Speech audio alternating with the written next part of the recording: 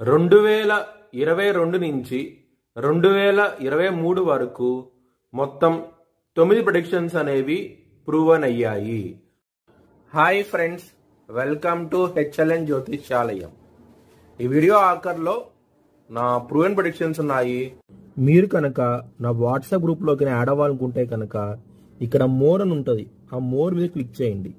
ఇలా description open అవుతుంది. Description open అయిన తర్వాత ఇక్కడ వాట్సాప్ గ్రూప్ లింక్ ఉంది, అట్లాగే ఇక్కడ మోర్ అని ఉంటుంది ఇంకా. సో ఇవన్నీ లింక్స్ అనమాట. ఈ లింక్స్ అన్ని కరెక్టే. పలానా టైంలో ప్రూవన్ అయింది అనుకుంటేనే నా ఛానల్ సబ్స్క్రైబ్ చేసుకోండి. ఇలా నా వాట్సాప్ గ్రూప్ లింక్ ఉంటుంది, జాయిన్ గ్రూప్ అని ఉంటుంది.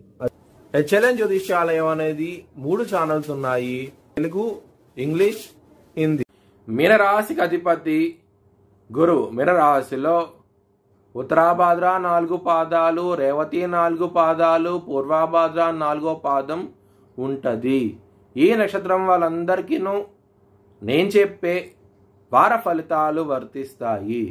ఈ వారంలో లగ్నాధిపతి అయిన గురువు 2వ స్థానం నుంచి 3వ స్థానానికి వెళ్ళబోతున్నారు.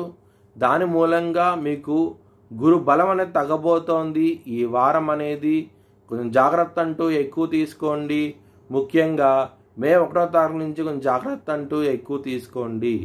12వ స్థానంలో ఏలినాటి శని ఉంది కాబట్టి కొంచెం ఇబ్బంది పడే అవకాశం ఎక్కువగా ఉన్నది. ముఖ్యంగా హెల్త్ పరంగా మాత్రం కొంచెం జాగ్రత్త అంటూ ఎక్కువ తీసుకోండి. లగ్నంలో బుధుడు నీచబడి ఉండటం మూలంగా మీరు బిజినెస్ పెట్టేటప్పుడు తగ్గించి పెట్టుకోండి, మీకు మంచి ఫలితాలంటూ ఉంటాయి. ఎవరైనా బిజినెస్ పరంగా ఇబ్బందికరంగా ఉంటే కనుక మీరు విష్ణు సహస్రనామం పారాయణం చేయండి, మీకు మంచి డెవలప్మెంట్స్ అంటూ కనబడతాయి.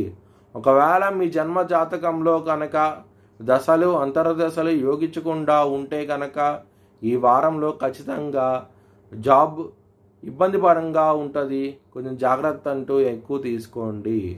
సప్తమాధిపతి నీచబడి ఉండటం మూలంగా మీకు మ్యారేజ్ పరంగా కూడాను ఇబ్బంది పడే అవకాశం ఎక్కువగా ఉన్నది. దానికోసమై మీరు విష్ణు సహస్రనామం పారాయణం చేయండి, మీకు చాలా మంచి ఫలితాలంటూ ఉంటాయి.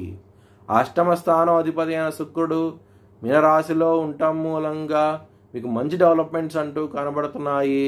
ముఖ్యంగా కోర్టు కేసులు ఏమైనా సరే మీ వైపు వచ్చే అవకాశం ఎక్కువగా ఉన్నాయి. ఈ వారంలో చాలా ఆనందంగా ఉంటారు. మీ భవిష్యత్ వివరాల కోసమై హెచ్ఎల్ఎన్ జ్యోతిష్యాలయాన్ని సంప్రదించండి. 2023 ప్రపంచ కప్ ఆస్ట్రేలియా గెలుస్తుందని 18వ తారీఖున నవంబర్ నెలలో చెప్పడం జరిగింది. 19వ తారీఖున అది ప్రూవన్ అయ్యింది. ఇంకా ఇలాంటి ప్రిడిక్షన్స్ తెలుసుకోవాలనుకుంటే కనుక ఛానల్ సబ్స్క్రైబ్ చేసుకోండి. Thanks for watching video. Please like, share and subscribe my channel.